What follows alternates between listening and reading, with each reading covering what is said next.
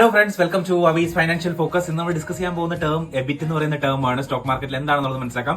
ഇത് നമ്മൾ profitability measure ചെയ്യാൻ വേണ്ടിയിട്ടാണ് ഈ യൂസ് ചെയ്യുന്നത്. എബിറ്റ് എന്ന് പറഞ്ഞു കഴിഞ്ഞാൽ നമുക്ക് earnings before interest and tax, EBIT.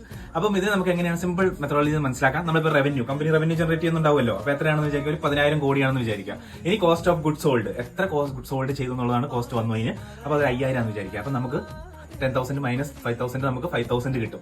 5,000 എന്ന് പറയുന്നതാണ് ഈ ഗ്രോസ് പ്രോഫിറ്റ് എന്ന് പറഞ്ഞാൽ. പക്ഷേ ഇവിടെ കഴിയുന്നില്ല, നമുക്ക് ഇനി ഓപ്പറേറ്റിംഗ് എക്സ്പെൻസസ് മൈനസ് ചെയ്യണം, എന്നാൽ മാത്രമേ നമുക്ക് എബിറ്റ് കിട്ടുള്ളൂ. ഈ ഓപ്പറേറ്റിംഗ് എക്സ്പെൻസ് എന്ന് പറഞ്ഞു കഴിഞ്ഞാൽ അഡ്മിനിസ്ട്രേറ്റീവ് എക്സ്പെൻസ് ആവാം, റെന്റ് ആവാം, കമ്പനി എംപ്ലോയീസിന് സാലറി കൊടുക്കുന്നതാവാം, യൂട്ടിലിറ്റി ആവാം, ഹെൽത്ത് ഇൻഷുറൻസ് ആവാം. ഇതെല്ലാം നമ്മൾ മൈനസ് ചെയ്യണം. അതൊരു 3,000 ആണെന്ന് വിചാരിക്കുക. അപ്പോൾ 5,000 മൈനസ് 3,000, അപ്പോൾ നമുക്ക് 2,000 കിട്ടി. ഇതാണ് നമ്മുടെ എബിറ്റ് എന്ന് പറയുന്നത്, earnings before interest and tax. അപ്പോൾ നമുക്ക് ഏകദേശം ഒരു കമ്പനിയുടെ ഒരു പ്രോഫിറ്റബിലിറ്റി ഐഡിയ കിട്ടും. ഇയർ ഓൺ ഇയർ നമ്മൾ ഇത് നോക്കണം, കൂടുന്നുണ്ടോ ഇല്ലയോ എന്നുള്ളത് നോക്കേണ്ടി വരും നമ്മൾ സ്റ്റോക്ക് മാർക്കറ്റിൽ. അപ്പോൾ ഇങ്ങനെയാണ് നമ്മൾ കമ്പനീനെ ഫണ്ടമെന്റൽസ് നോക്കുന്നത്. നിങ്ങൾക്ക് മനസ്സിലായെന്ന് വിചാരിക്കുന്നു. നെക്സ്റ്റ് വീഡിയോയിൽ നമുക്ക് എബിറ്റ എന്താണെന്ന് കൂടി പഠിക്കാം. ബൈ.